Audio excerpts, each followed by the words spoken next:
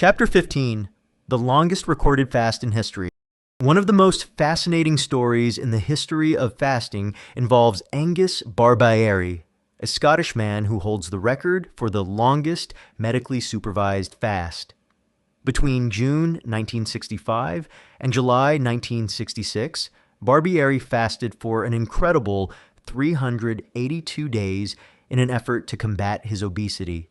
During this time, he consumed only water, tea, coffee, and occasional small amounts of electrolytes, completely abstaining from solid food. His fast remains one of the most extreme examples of prolonged fasting ever recorded, shedding light on both the human body's incredible capacity for adaptation and the risks associated with such an extreme practice.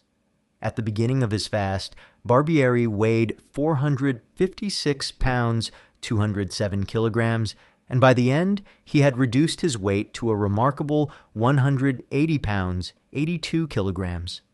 Under the careful supervision of doctors at the Maryfield Hospital in Dundee, Scotland, Barbieri's health was closely monitored, and he was given regular blood tests to ensure he was receiving sufficient nutrients to avoid critical deficiencies.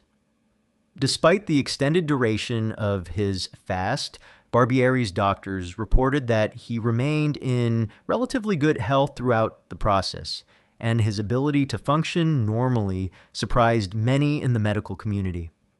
Barbieri's fast began when he sought help for his obesity, which was causing him numerous health issues. At the time, therapeutic fasting was sometimes recommended as a treatment for obesity, though usually for much shorter periods. Barbieri himself initially intended only to fast for a short duration, but found that his body adapted well to fasting, and his hunger diminished over time. Encouraged by his progress and the medical supervision he received, Barbieri continued his fast for over a year, defying conventional expectations about how long a person can survive without food. While Barbieri's success is remarkable, his fast raises important questions about the risks associated with prolonged fasting. Extended fasting can lead to dangerous side effects, including malnutrition, electrolyte imbalances, and organ damage. Although Barbieri's body adapted well to the fast, not everyone's body would respond in the same way. His case highlights the importance of medical supervision in any long-term fasting endeavor and serves as a reminder that extreme fasting should not be attempted without proper oversight. During his fast, Barbieri's body relied heavily on stored fat for energy, a process known as ketosis. In ketosis, the liver breaks down fat into ketones, which the body can use for energy in the absence of glucose from food. Barbieri's ability to sustain himself for so long without eating demonstrates the human body's remarkable ability to survive on stored fat for extended periods. However, it also underscores the necessity of maintaining adequate hydration and electrolyte levels, as deficiencies in these areas can quickly lead to life-threatening complications. At the end of his fast, Barbieri's health had improved significantly, and he was able to maintain his weight loss with a balanced diet.